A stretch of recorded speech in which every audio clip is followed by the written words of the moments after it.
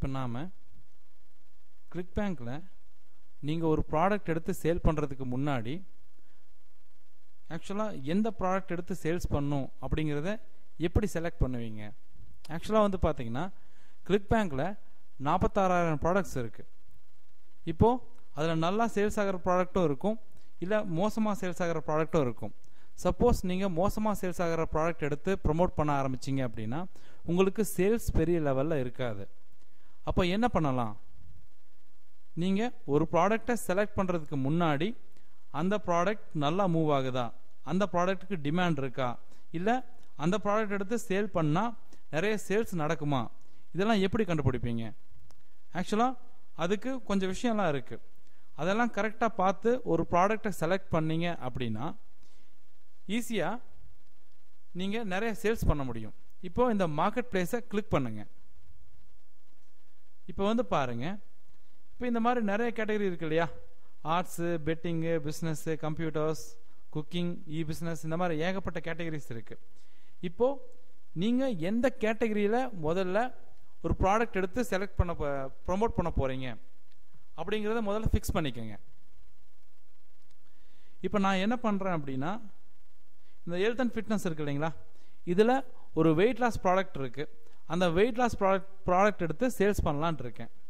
இப்போது நான் இதை கிளிக் பண்ணுறேன்.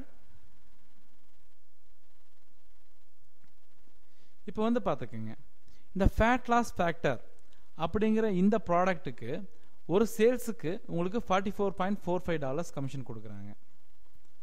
ஓகேங்களா? இங்கே வந்து பாருங்கள், இந்த ப்ராடக்ட் ரேட்டிங் வந்து பார்த்தீங்கன்னா 3 ஸ்டார். அப்போ இது ஓகே, பரவாயில்ல, இது பண்ணலாம். இந்த ப்ராடக்ட் கிராவிட்டி வந்து 318ன்னு கொடுத்துருக்காங்க. கிராவிட்டினா போட்டு நீங்கள் கன்ஃபியூஸ் பண்ணிக்காதீங்க. ஆக்சுவலாக இதுக்கு ஒரு சின்ன கால்குலேஷன் இருக்குது. அந்த கால்குலேஷனை சொன்னால் நீங்கள் கன்ஃபியூஸ் ஆகிடுவீங்க, அதை வேண்டாம். நீங்கள் என்ன பண்ணலாம் அப்படின்னா, ஒரு ப்ராடக்ட் செலக்ட் பண்ணுறதுக்கு முன்னாடி கிராவிட்டி அதிகமாக இருந்துச்சுன்னா அது நல்ல ப்ராடக்ட், கிராவிட்டி கம்மியாக இருந்துச்சுன்னா அது நல்ல ப்ராடக்ட் இல்லை. என்ன சொல்கிறேன் புரிஞ்சுங்களா? அப்படியே ஃபிக்ஸ் பண்ணிக்கோங்க. அதாவது ஒரு ப்ராடக்ட் வந்து கிராவிட்டி நல்லா இருந்துச்சுன்னா அது நல்லா சேல்ஸ் ஆகும், கிராவிட்டி கம்மியாக இருந்ததுன்னா சேல்ஸ் குறைவாக இருக்கும். இப்போ இந்த ப்ராடக்ட்லாம் பாருங்கள், இதுக்கெல்லாம் 4 ஸ்டார் இருக்குது. அப்போ தான் இதெல்லாம் நல்ல ப்ராடக்ட், இதெல்லாம் எடுத்து சேல்ஸ் பண்ணலாம். இப்போ நான் வந்து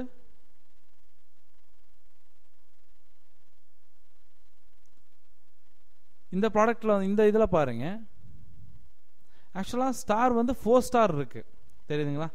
ஆனால் கிராவிட்டி என்னவா இருக்குது? கம்மியாக இருக்குது. அப்போது ஆனால் கமிஷனும் நல்லா இருக்குது இல்லைங்களா?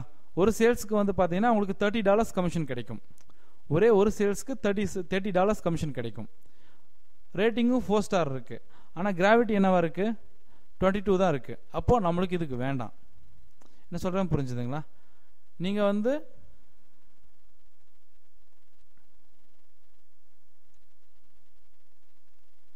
ஒரு ப்ராடக்ட் செலக்ட் பண்ணுறதுக்கு முன்னாடி 3 விஷயத்த நல்லா பார்க்கணும். ஒரு விஷயம் என்ன அப்படின்னா, அந்த ப்ராடக்டில் வந்து உங்களுக்கு நிறைய கமிஷன் தராங்களா. அடுத்த விஷயம், அந்த ப்ராடக்ட்டுக்கு வந்து பார்த்தீங்கன்னா நிறைய கிராவிட்டி இருக்கா. அடுத்தது வந்து பார்த்தீங்கன்னா அதோடைய ரேட்டிங் நல்லா இருக்கா. அப்போ இந்த ப்ராடக்ட் வந்து பாருங்கள், ரேட்டும் நல்லா இருக்குது, கிராவிட்டியும் நல்லா இருக்குது, ரேட்டிங்கும் நல்லா இருக்குது. அப்போ நம்ம தாராளமாக இந்த ப்ராடக்ட் எடுத்து ப்ரமோட் பண்ணலாம், கண்டிப்பாக சேல்ஸ் ஆகும்.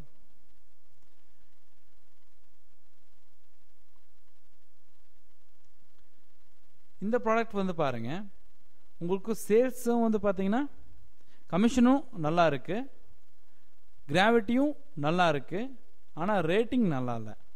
அப்போது இந்த ப்ராடக்ட் நீங்கள் அவ்வளோ எடுத்து இந்த சேல்ஸ் பண்ணுறதுக்கு நீங்கள் ஒரு செகண்டாக வச்சுக்கோங்க. இதை ஒரு செகண்ட் ஆப்ஷனாக வச்சுக்கோங்க.